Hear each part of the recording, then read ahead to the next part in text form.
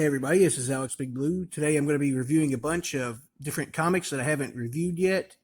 This is the stuff that I've read recently.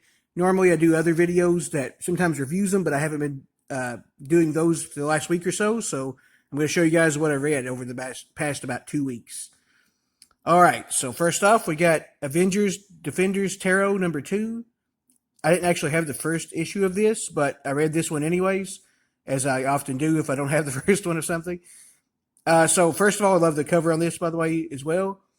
But yeah, basically, Diablo in the previous issue had brain controlled essentially all of the Avengers and Defenders, and he got them with those tarot cards, and they basically have to try to figure out a way to get out of it. I'm not going to say what happens exactly, but they find a way, some of them, to try to battle him and see what happens. So yeah, it's a pretty interesting issue. I would definitely be interested in reading more of it.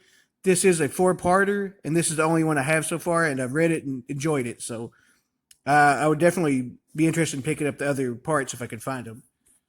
All right, next up we have a book that I got in a grab bag, I believe. Strangers in Paradise, number 5. Very cool colors on this, by the way, on the cover. But this is the first issue of this I've ever read, if I'm not mistaken. It seemed pretty interesting for what it was. It's obviously not as you probably think, not like a typical thing like I'd read as much, but I thought it was pretty interesting. It's been a little bit since I read it, so I don't remember all the details, but it seemed like an interesting story with pretty cool characters from what I've found out so far in this. So yeah, overall I enjoyed it for what it was. And next up, we have Midnighter number 7, Midnighter number 9, Midnighter number 10, Midnighter number 11, and Midnighter number 19. So I'm going to be reviewing all these at once, just kind of as a monolith. The issues in general are pretty interesting, and thought the stories moved pretty quick, so it was an easy enough read in that kind of way. Although I did like reading the issues to some extent, I will say I don't really like Midnighter that much. His powers are interesting, and his origins seemed intriguing from what I've read online, but I don't know. He's just such a jerk, kind of. Honestly, I find him unlikable as a character, and that kind of takes away from it a bit. So, I don't know. I think I have some more issues of his, and maybe even a number 1 of one of the series that I got. Whether it had been, I don't know if it was a dollar book I picked up, or if it's in grab bags like some of these. But nonetheless, I think I will check out those and see if that changes over time. But so far, I don't really like Midnighter as a character, although I did somewhat enjoy reading the books. Okay, and I finally read the Sensational She-Hulk number 1. Beautiful cover on this one, of course. So this was my biggest stealth buy ever, if you guys saw that one before on that video. I got this a while back, and I never read it yet. So I finally got to it. Let me just say I really enjoyed it. The story was pretty interesting. She-Hulk is up against the Circus of Crime, I think it's what they're called. It's I saw those guys in a Hulk comic before where they was against him. I know that much. And they are pretty wacky. They're like a circus that basically brainwashes people, and they have a bunch of different other villains with him as well. And they brainwash She-Hulk in this one, and she has to try to get out of it, and some just crazy stuff ensues. But overall, this was a pretty fun, kind of a little bit of a callback to older books, I feel like, in the storytelling. But I appreciated it, and I liked it quite a bit. Also, it's kind of fun because She-Hulk does fourth wall breaking in this, which I found kind of interesting. Just like on the cover. I knew she did on the cover, but she does that in the book a little bit as well. So that was kind of interesting. And I think it actually works. I like She-Hulk as a kind of lighthearted character anyways. And yeah, so overall I liked it quite a bit. Next up, this is Wild Dog. So Wild Dog number 1. It's a part 1 of the 4-part miniseries. I just got this recently, actually. So this issue is really interesting. This is the only one I've read so far of his actual run. I do have 2 and 3, as I mentioned, I think it was the last video. So basically, he is kind of a no-nonsense type of anti-hero, I guess you would say. Or at the very least, a vigilante. But he seems to be pretty interesting so far. He's kind of like Punisher almost, but I feel like he does even less talking than him. I don't think he says a single word in this, if I'm not mistaken.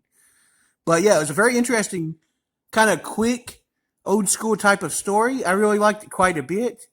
And I'm very excited to read more Wild Dog because I do have a couple more issues of this.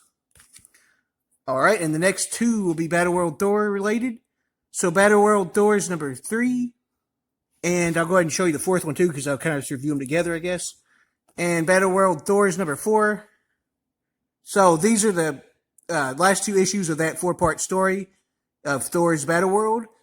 So basically, all of the Secret Wars Battle World stories have been really good so far that I've read to varying levels. I've liked all of them, I think. And these two or this entire Thor's series is no different.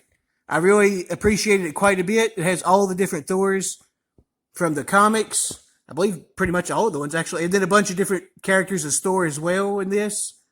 Like we have a Groot Thor and a Storm Thor, for example. But basically, they're like more or less the police force kind of for Doom in this. And they are always trying to solve murders and stuff like that. It's kind of their main thing they're doing. And in the first issue, some people that you would know, some characters gets murdered, including one of the Thor Corps gets murdered at the end of it, which I won't say which one, but that really sets it up for a pretty interesting story overall. Without spoiling it, it ends pretty interesting also. And in general, I really like this series quite a bit, and those 2 issues definitely. All right, and next up we have another Battle World Secret Wars. Although this one doesn't say Battle World on it, it is also that. But it is Weird World number 1 is what I was trying to say. So this was very interesting. I actually don't remember what the character's name is, if I'm being completely honest off the top of my head. But it's kind of a sword and sorcery type of character, kind of like Conan, or kind of like maybe King Cole or different guys like that. I forget who exactly this character is in this, but I read it. It was a pretty interesting story, like I figured it would be. And he fights a bunch of different monsters, and he's just trying to escape this island he's been on the whole time. And he wants to get somewhere else, and it ends in a pretty interesting fashion, setting up the next stories. And it also has a very cool cover, by the way. I really love that red moon in the background with the green sword. But yeah, this is very interesting. If you like those types of stories, I definitely recommend it if you see it. I'd like to get more of it and read more, by the way. All right, and then we're going to end with a stack of X-Men here. Starting off with Curse of the Mutants X-Men number 5. I've absolutely loved every issue of this so far, and this one was no different. A great continuation of this. We have a vampire Wolverine fighting the X-Men. So, it's with that being said, it's pretty hard to pass up on that one if you know that. So yeah, very cool, great cover. Really like this one. There's more vampires versus X-Men. I don't want to spoil anything too much. Just great stuff in general, and highly recommend it for sure. All right, and then next up we have X-Men number 4. So this one was Nightmare. He shows up and is trying to mess with all of the X-Men in their dreams, kind of Freddy Krueger style like he usually does. And Phoenix actually tries to battle him and, stand up to him, which is interesting. I didn't even know she could do that, so that was pretty interesting. And yeah, this was a very interesting issue. In this issue, we get a pretty cool battle at the start of it. Everybody besides Polaris on the X-Men team has pretty much been KO'd. So yeah, she has to try to figure out a way to fight them off. And it continues the story of this series and sets up a lot of stuff for the future. And kind of focuses on Polaris and Cyclops with an ongoing story that's continuing, which I thought was pretty interesting. And then, of course, in X-Men 6, it also continues that story as I was talking about, and other story threads from that number 4 and stuff that it was hinting at as well. This one was pretty cool, and it definitely leaves me wanting to check out more. It had quite a few battles in this, including a really cool one towards the end that I really liked a lot, actually. So yeah, I definitely want to pick up more of this series. I like it quite a lot, as I usually do most X-Men stuff, but this one is pretty intriguing. But yeah, that's what I've read lately, and I hope you guys enjoyed this. I'm Alex Blue. See you guys later.